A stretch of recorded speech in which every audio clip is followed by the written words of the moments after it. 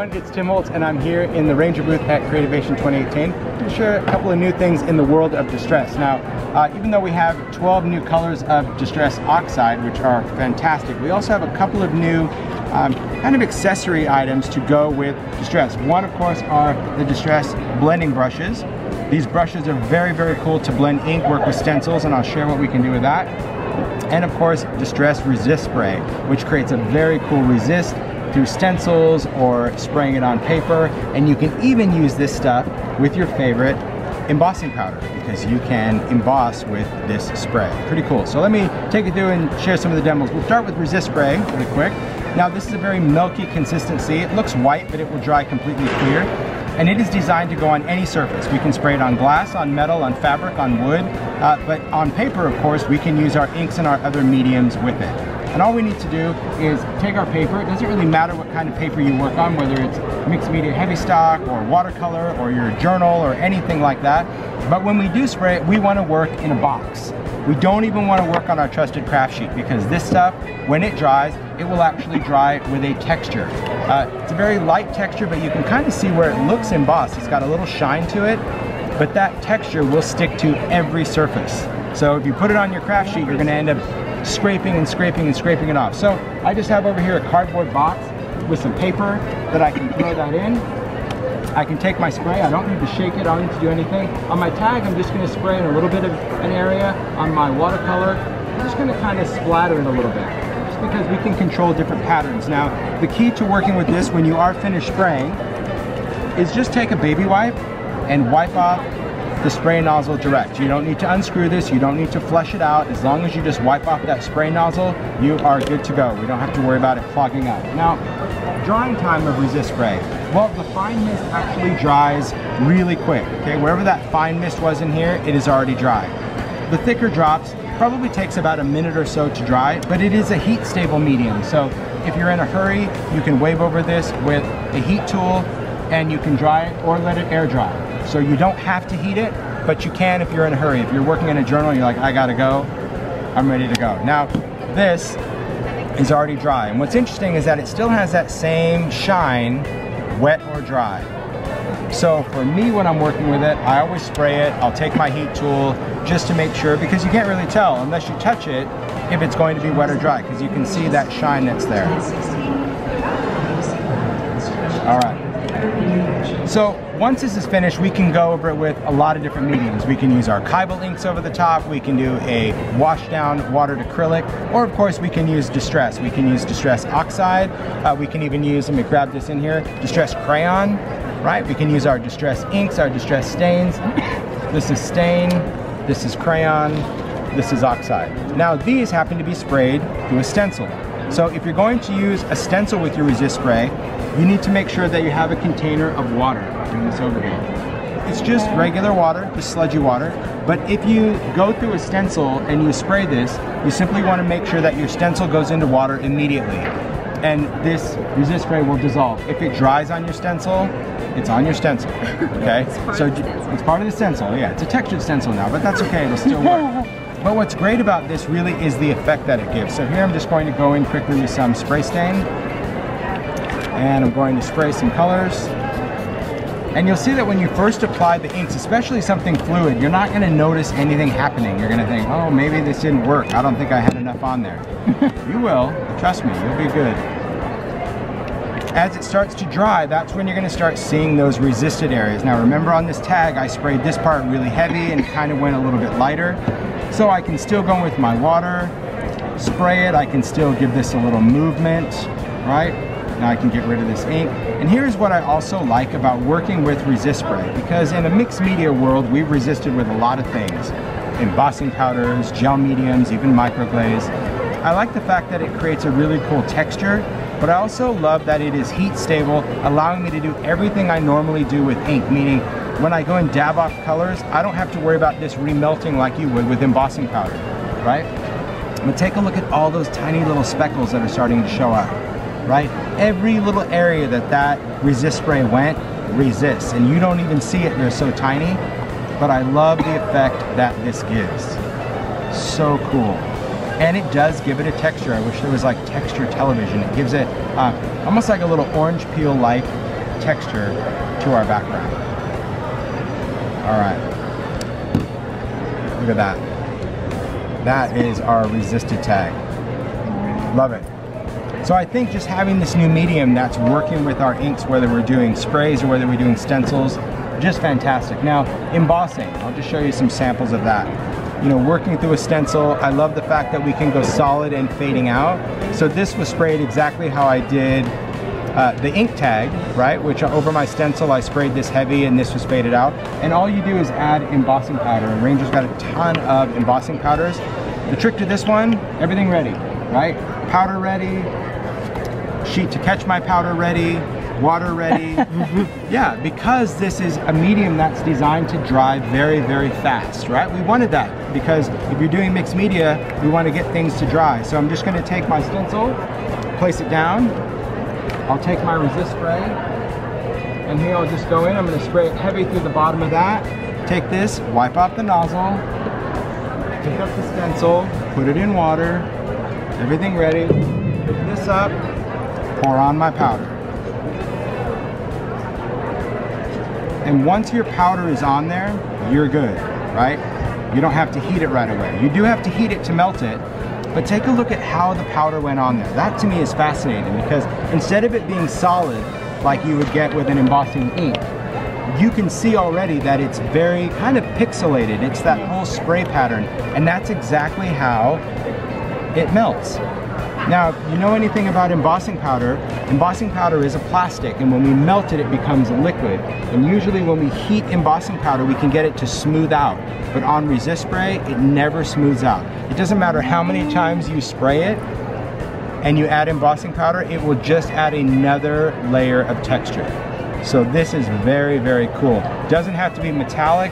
You know, there's a lot of new ideas and videos that are going to be coming your way because you can take this and put it over printed paper, you can put it over already finished journal pages, resist most of your page, and then just ink around the edges to get kind of that little eroded inked edge. There's so many possibilities on working with Distress resist spray. That's cool. So instead of embossing this, you already see what it looks like when it's melted. Let's talk real quick about the blending brushes. Now the blending brushes, guys, these do not replace our trusted mini blending tool. No, we still need this. If you're going to blend and ink cards, you really need this because this is what it's designed to do. It's designed to put a piece of blending foam on. It's designed that if you have a piece of paper or a tag or anything, we put that in and we can blend with it. But we find in our mixed media world that more and more people are loving stencils, right? We love to work with stencils, we love to put texture paste and grit paste, but when we try to ink through a stencil with a blending tool, a couple of challenges. One is that when we go right into that, we're going to get that dark mark. Or two, if you try to gently go through, it's going to start catching on all of these little plastic pieces of a stencil. And that was the inspiration behind a blending brush. But the blending brush is quite unique because of what it does. Now, I like to have 7 brushes. I have 1 devoted to each color family. 7 of them fit in the mini Distress ink tin. I've simply indexed mine with paint, taken a little washi tape, masked it off, and took some Distress paint and painted them so I can easily see what's what. What we can do, let's flip this one over and let's ink through the stencil. Let's go in and take our orange. Now the brush, when you remove the cap, you slide this down and expose these natural bristles that are designed to flare out when we go to use it. We can use this with ink or oxide. If you're going to go between the 2 mediums, you need to wipe this brush off on a baby wipe. So if you're going to go from your ink pads to your oxide, you need to clean this off. If you do this a lot and you find yourself inking a great deal with these, you'll probably find that it's easier to have a set of these for your inks and a set for your oxide so you don't have to clean them off. But what I'm going to do is simply tap in there, and through my stencil I can go in a swirly motion or in a pouncing motion. Doesn't matter. We're not going to leave any crazy marks. But here's where it gets fun with this brush. Okay? I'm going to go in and add some color as my first layer. Now, when you are finished using the brush, all you're going to do is slide this up. That's going to cover the bristles. It's got these little notches right there. They kind of extend out. The lid, friction fits over that, and when you close it, the friction fits over that. Okay? So we can put these back in. But now we can add other colors, and let's add another layer of colors. Let's say we want to add some pink to this. All right? When I take this brush, and I open this, maybe I just want to focus some of the color. So instead of blending that large area, if I slide this forward, that's going to make all my bristles come together, and that's going to give me a firm little pouncing brush, allowing me to concentrate my color. So instead of it flaring out everywhere, I can now focus where I want that color. So this gives you total control whether you want to ink a large area or whether you slide this up and you want to ink a small area. And that's how we're able to create that soft blend. Now, we didn't call these Distress stencil brushes because they're not just for stencils. At the end of the day, they still are blending brushes. So for people that really struggle blending with an ink blending tool, this brush is very cool because I can take this brush, I can take my ink, and this is really good for a lot of people that work in planners, someone that doesn't want to, you know, take their week and start inking it and then have a chance to actually ruin their week literally by putting a blending tool right on that layout and be like, oh no, the week is ruined. Forget the week, I'll glue the pages. We don't want to do that. The brush is nice because I can go right in anywhere I want with this brush and just start adding my ink. And that's what's going to give me a great blend when I'm working with this. And I can add as much of that color I want to my background. I can pounce it, I can swirl it, doesn't matter, it's not going to leave any of those crazy marks. But if I want to get that cool dark edge that we do with a blending tool, well, it's just like what we did with the stencil. We ink it up, we're going to slide this forward, and now we're going to take just that smaller and just focus along those edges just to build up the intensity of that ink. And that's it. And then when we're done, slide that forward, lock it up, and you're good. She was an alcohol ink painter. Fantastic. She's very entertaining, first of all. Forget all that. But she's talented to boot, and she can paint anything with alcohol ink. She paints on UFO. So alcohol inks, a couple of new things that we have in our alcohol ink lineup. We have 6 new colors of alcohol inks, and we also have 2 new colors of mixatives. So the new colors of alcohol ink are crimson, and I'll have these, you're welcome to take photos of them so you can see really where it plays into the palette. Crimson is that dark, deep red. In our yellows, we have dandelion, which is surprising because we've had alcohol ink for over 10 years, and yet we've never had a yellow. How is that? Because I think we had a yellow. I thought we did with butterscotch, and then I thought we were going bold with sunshine yellow. Like we could tell, we thought it was really bright. And then we did honeycomb, but dandelion, it's like when you add that to your background, it's so good. It's true yellow. Added coral to the line. The great thing about alcohol ink is it's not devoted to any one brand, so I can pick colors from other things. So you might recognize this color and this next one, pistachio, right? Great little color, I know. Yeah, pretty similar to your phone case. Love that pistachio color. Now with alcohol inks, because a lot of people do different patinas and sky and ocean and all of that, you know, these first 3 colors, aqua and pool, have been in the line since the beginning. Turquoise we released a couple of years ago, but then from turquoise to stream, there's a big jump. So we added aquamarine, which is a really vibrant turquoise color. It fits beautifully into the palette. Then for brown, we've had espresso and teakwood and latte, but I wanted to add sepia. Kind of has that vintage photo vibe until I was channeling my inner distress with these palettes. And then we added 2 new mixatives. Now mixatives, we don't normally add mixative to the line because they're very, very complex. So I'll pass this around so you can get your best shot, because you have to kind of, I don't even know if you're getting a shot because it just kind of gets flashy. But the cool thing, we have gunmetal and rose gold mixatives. And rose gold is that beautiful kind of pink champagne color, and gunmetal is that gray, rich, dark color. So really excited about those. In addition to these, yeah, feel free to take them. You're going to need to angle it just right, otherwise it will look like silver on the whole thing. In addition to that, we now have an alcohol ink storage tin, right? So this tin is designed for the inker, okay? It is designed to hold 30 bottles of alcohol ink, but it has a tray in the bottom so you can hold your Distress Oxide re-inkers, your alcohol inks, your enamel accents, your stickles, any of that. And when you work with it, you can easily see the colors, right? So you can see there's enough reveal to see a red, a green, a yellow, a blue.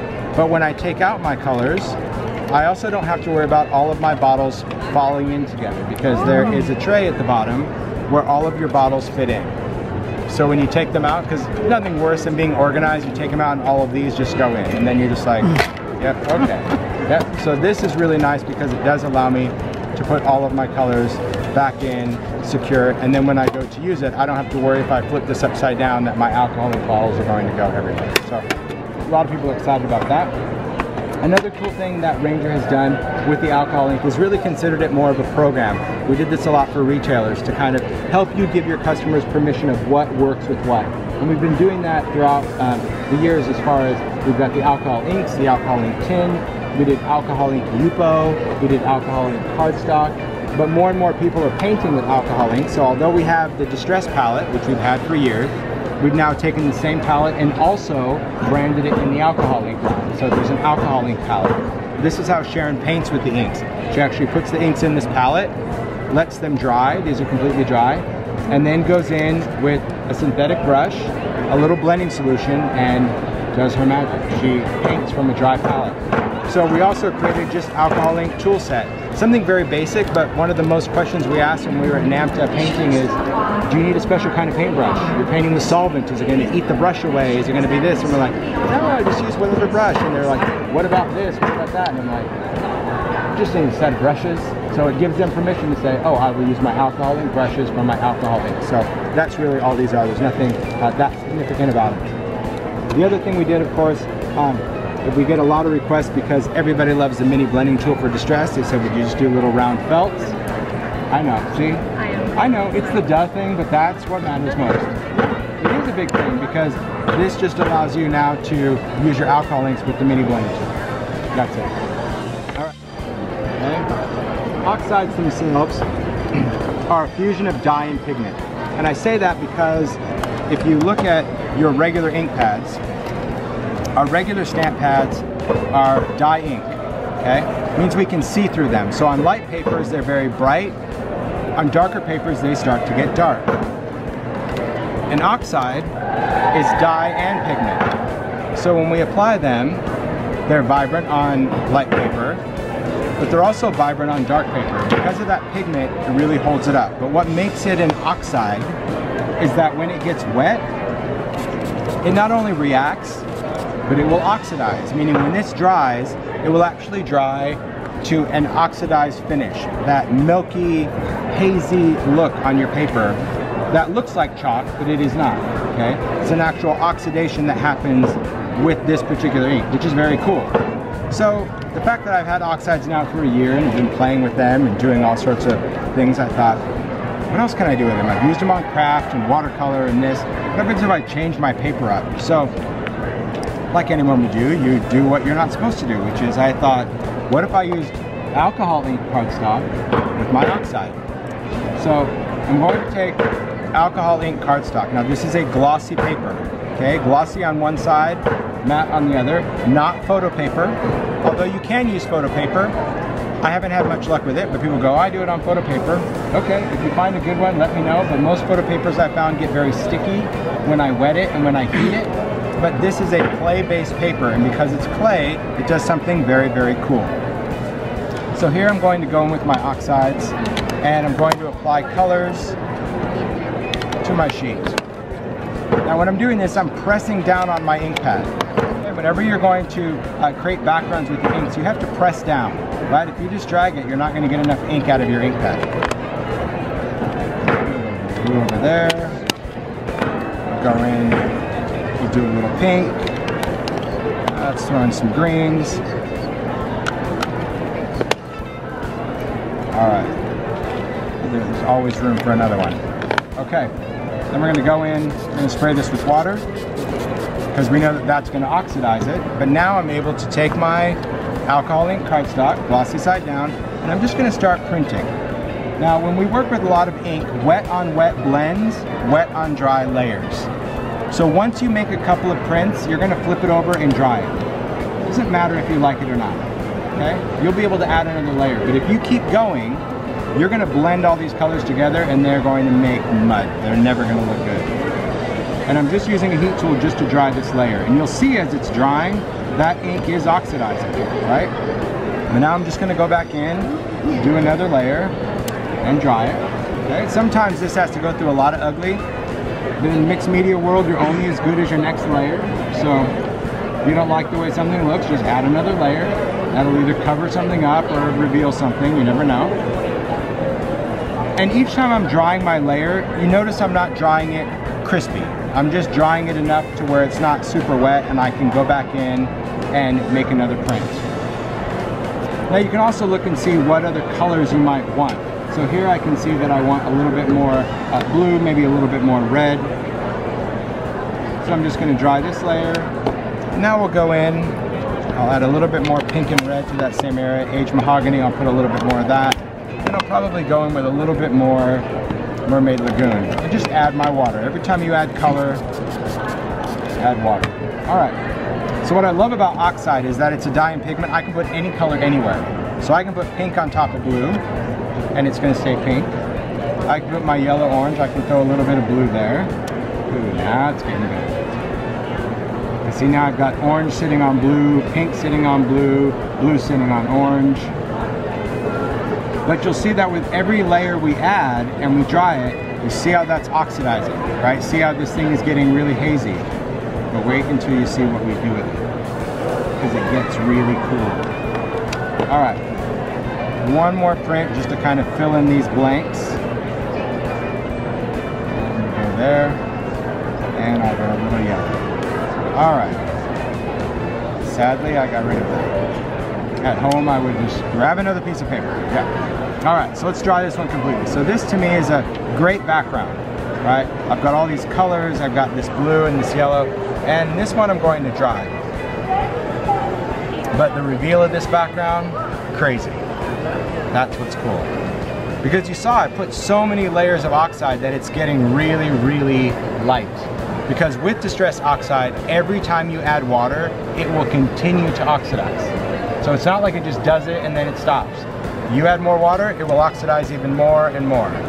So, now that I have a background, I noticed that by putting oxide on this paper, I went from a glossy, shiny paper to a dull paper, matte paper. Then I went in and just kind of started feeling it to make sure it was still glossy and noticed, wow, this oxide kind of rubs off. So, as any crafter would do, I licked it because I wanted to see, because I thought, well, if this is coming off and I didn't want to lick my fingers, I'm like, what happens if I got it wet? And when I got it wet, I saw this reveal and I'm like, oh, that's really cool. But then it oxidized again because my tongue was wet and it just did. And I thought, I got to put something on this that kind of makes it sealed. So in Distress, we can work with our Distress microglaze. If there's a little jar of it somewhere. That's behind me. It's crazy. There it is, thank you. Distress microglaze is a glaze that makes anything Distress waterproof. You can put it over your ink and it makes it permanent. But when you put it on this cardstock, it does something crazy. So here I'm going to go in with a mini blending tool because it fits inside the jar. It's designed that way. Put a little microglaze on there. And now I'm going to glaze this. So we're going to go from this beautiful chalk finish and we're going to reveal all of the layers that we just put on this. And you're going to see all of these colors that we did really start to show off. Every pink, every yellow, every blue, every red just reveal themselves and create this luminous, luminous background. And I just wipe off that microglaze because the microglaze evaporates. It doesn't leave your paper waxy or nothing, so you can still write on it, stamp on it, everything. But now we've got this crazy cool background with oxide, just by changing the paper. Yep. So you love that look, you love the oxides. This is another great thing because all of those crazy layers that we can do, the orange, the pinks, the blues, they all still show up. Even though by the time it was done, it looked cool, but it was kind of a little muddy. You know, all those oxide layers, you're like...